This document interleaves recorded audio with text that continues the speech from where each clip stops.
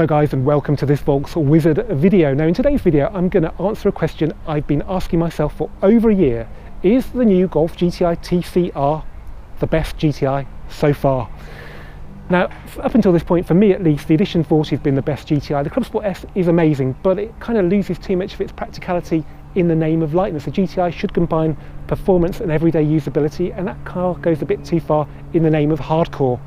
The Edition 40, however, is a little bit better balanced. It gives you most of the performance of the Clubsport S, but loses none of the practicality you expect from a Golf. It's got back seats, it can even be specced in 5 doors, and you can even have an automatic gearbox.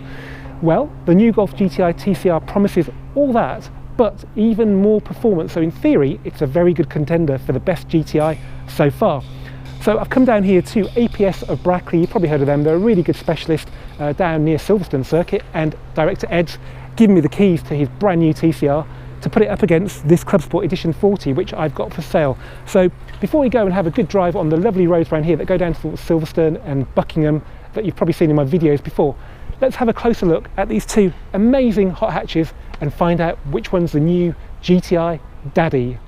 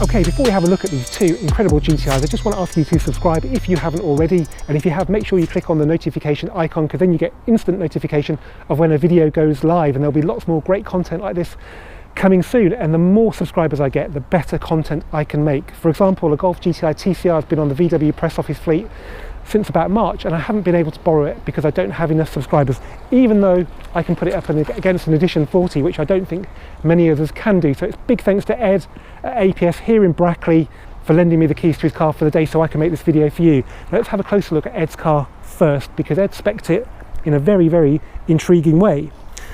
First off, it's a 3-door. Now when the ordering opened, you could get a 3-door, but they stopped it rather suddenly, so you can only get 5 doors. Plus, the other rarity is that he's gone for the Fruitier wheels with semi-slick tyres. That's what it says on the configurator, semi-slick. Maybe they'll change the brand if they run out of Michelin Pilot Sport Cup 2s. But for now, they're supplying them with these incredible tyres that were standard fit on the Golf GTI Clubsport S. And they're not bad in the wet. They don't particularly like standing water, but apart from that, they're a pretty good all-rounder. And I can imagine this car is going to be phenomenal on the track just because of those. Plus, the Fruitier wheel is a lightweight wheel. It's called the GmbH lightweight wheel when it came out on the Golf R in 2014. So this really is the hardcore choice, and it kind of makes the whole car gel a lot more being a 3-door, even though the racing car is a 5-door. That massive diffuser at the back doesn't look out of place now. It just looks pretty serious. Just a shame it doesn't have the spoiler of the Edition 40. As you can see, that's a proper aerodynamically honed spoiler. This is a little bit of plastic stuck onto the original, so that's a bit disappointing, but this is a series production non-limited car, and I don't think all of that stuff will really make a difference to how it drives on the road, but we'll find out later. The other difference is that this car has got a full aero kit, which the spoiler is part of, so all this has been carefully honed to get rid of any lift at high speed. It pushes the car down into the ground. This car's really just got a standard GTI front spoiler with a different splitter on the front of it. So, but again, it probably makes it easier to justify to the board of directors, and does it make any difference on the road? Probably not. So I'm just glad that they have made this car, even though it's probably not as hardcore in many ways as this one. But as I said, you can make it hardcore with the wheels and tyres for sure. And look at those brakes. Now these are the Clubsport S brakes. I don't think they're any bigger than the Performance Pack brakes, but they're 2P, so aluminium bell, floating steel disc, which is in theory is better for heat dissipation. You've got the standard performance pack brake calipers, which the Edition 40 also gets, but it's just got the one-piece discs there, which are the same as performance pack. So this car's pure grey, it's 595 quid, it's unique to the TCR, and Ed's coupled it with a black roof, which looks really pretty cool. That car's got black roof as well, but you can't really see it on the dark grey, because carbon steel grey is actually a lot darker than the Mark 7.5 indium grey. Also, you get the matte mirrors now, which I don't really like. They look like somebody's painting them badly with an aerosol can. Edition 40 gets gloss. You can spec carbon mirrors, but boy, they're dear. 495 quid, I think. The other good thing about this car is that with this wheel and tyre package, you get dynamic chassis control. So you can actually see on this lovely clean car, there's an electronic plug there, which is where the DCC is controlled by the ECU. So you don't get that on the standard car, and this car doesn't have it either. So if you look at the shot there, I don't know if you can see it, but there's no plug going into the back of it. That's how you can tell if a car's got DCC. The sill's a little bit more aggressive on this car, so it's a bit broader at the back and the front, while this one's just the same size right the way across. But boy, that diffuser is really serious. I think the exhaust pipes are the same size, but wow. I mean, bearing in mind this was an aerodynamically honed car, this diffuser is tiny. It's like the standard one on the 7.5 GTI. It hasn't got the fins either. So yeah, I've seen this on a 5-door before and it's looked a bit incongruous, but on this 3-door with those wheels and tyres, it looks like a proper package now. And I guess that's probably one of the most aggressive standard looking Golfs there has ever been. Let's have a look inside. Now, the big disappointment for many with such an aggressive looking exterior is that the car isn't available with bucket seats. You just get these, which, you know, they're okay, but they're really the same shape as the normal GTI. You don't even get the Alcantara steering wheel, so you just get this one, which is all right. It's got a dead ahead marker, but the Alcantara really made the Edition 40 and the Clubsport S feel special. Other than that, it's standard Mark 7.5 fare, so I'm sure you all know this by now. You don't need me to show you what it's like, but we've got the active info display.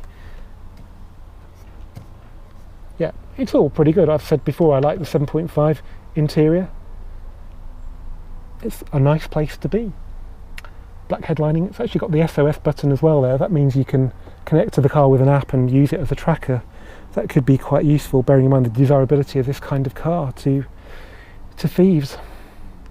So if you press the mode button and we go into individual, you can see now that this car will have DCC. I gather from Ed that it's becoming a real popular thing now, finally, after, what is it, 6 years of Mark 7 having the option, and even the Mark 6 had it as well. People are actually looking out for this now. So finally, the word is getting out.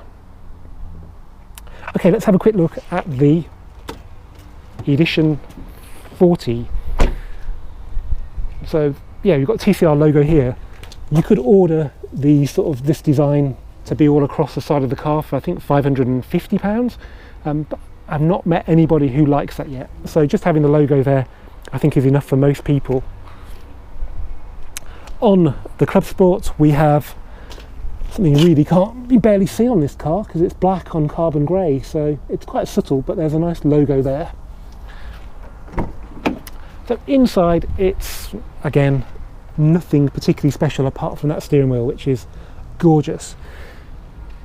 The dealer specced, or the whatever, Volkswagen UK specced these showroom cars to have this leather trim, which is a couple of £1,000. You can order it on the TCR, but yeah, I really wouldn't recommend it because they're not any sportier. They're the same shape. In fact, they're probably the same seats as those that you get on the TCR. This car's DSG. With the Edition 40 you could have a manual gearbox, so that's kind of a difference. You could make this car basically a Clubsport S with a manual gearbox, DCC, but it's a little bit down on power, as we'll find out later, compared to Clubsport S and TCR. So there we go. Now the moments I've been waiting for, I'm sure you have as well. Let's get these two amazing GTIs out on these incredible Buckinghamshire roads. Okay guys, here we are behind the wheel of the Golf GTI Clubsport Edition 40. I'm not sure when it got the Edition 40 name, because when it was launched in Portugal in 2015 it was still just called a Clubsport, and that's why there's nothing on the car to say Edition 40 apart from the little plaque on the door that I think was fitted by UK dealers with a unique number. And it's that unique number that makes this car a little bit more collectible than probably the TCR, which is just a standard model in the range with no limitations in the numbers produced. Because this car was very closely related to the Clubsport S that set the ring record. It's a bit of a sanitised version of the Clubsport S. It predated it by a few months because it came out in the October. The Clubsport S was announced in the spring of 2016. I still remember seeing one in the paddock at the Nürburgring with the S on the side of it by the Clubsport logo and thinking, what the hell is that, and can I have one? And after that I just thought I had to have one, and I did. I lived with mine for just under 2 years and it was great, but there was always a nagging doubt in my mind that I bought a car that I couldn't really enjoy, because whilst it was really fast and it had dynamic benefits over this car, you really had to drive like a lunatic to feel the benefits on the road, and I was too precious over it to drive it on the track.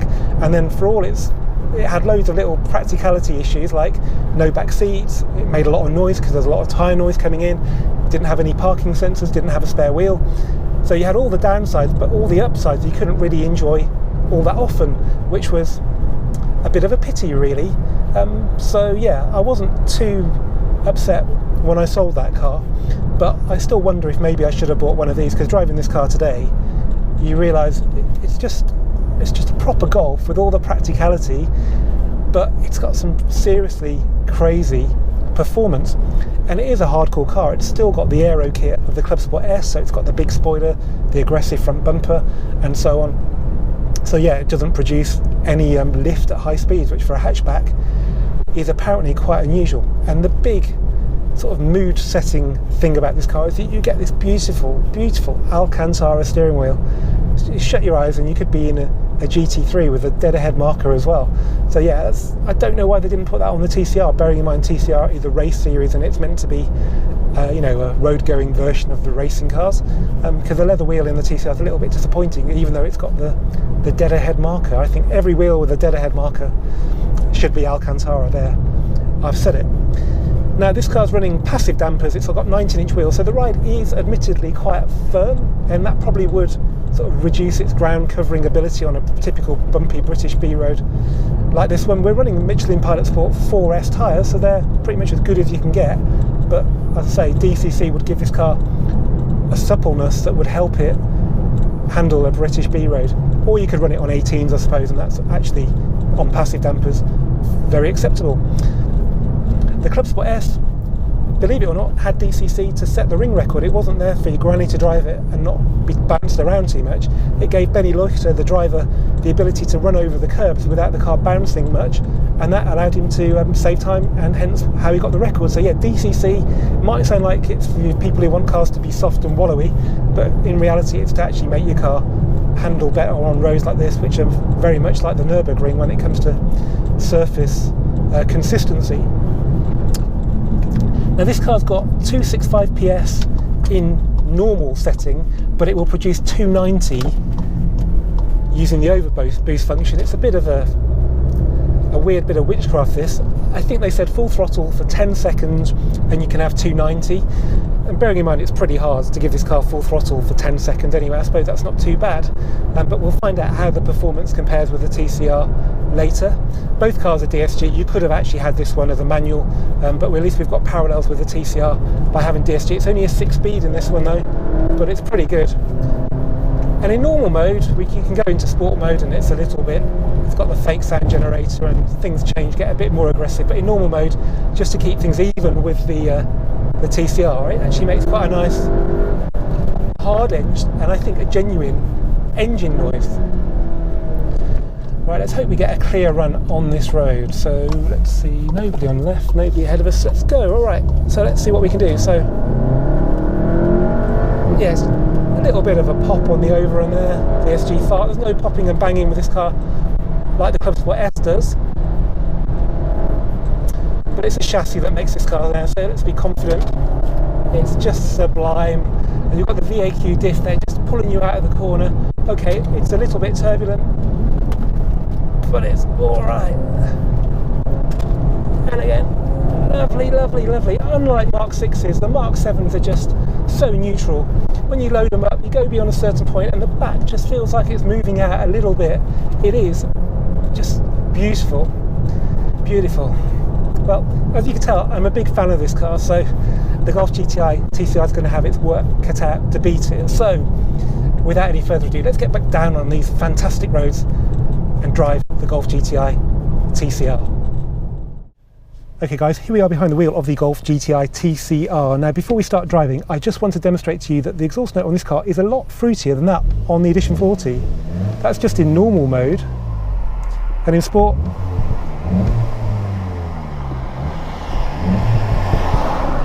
you can even get some pops, which is nice, because the Edition 40 was pretty boring in that respect. Anyway, now the other differences are we've got 290 horsepower all the time, and it just feels faster all the time. I know that car was the Edition 40 produces 265 normally, 290 on overboost, but this car just feels more responsive. The other difference between the Edition 40 as well is that we've got dynamic chassis control, so in this, put it into normal mode, and I think it's pretty much the same as in the Edition 40 on 19s with passive dampers. The big difference is that when it gives you a bit of a headache, you can put it into comfort mode and take your mum and dad out, and because we've got back seats, unlike in a Clubsport S, you can take your gran and your granddad out as well. But that extra performance means you can overtake cars like that, and there's no real hesitation. It's as fast as you need on the road. And this normal mode, it feels quite firm at slow speed, but when the speed picks up, even on this pretty poorly surfaced Buckinghamshire road, it feels really nice, really well damped. There is, I'd say, sport mode we can use as well if you want, but you'd probably best saving that for a much smoother road. This road's pretty horrible, but if you go on track, well, that's a no-brainer. We've also got Cup 2 tyres, which means that I shouldn't do a bit of panic braking when I come around these corners, because it just digs in and goes. It's incredible. And of course we've got the VAQ diff. Well, they've all got that, but I think this car probably works it better thanks to those tyres.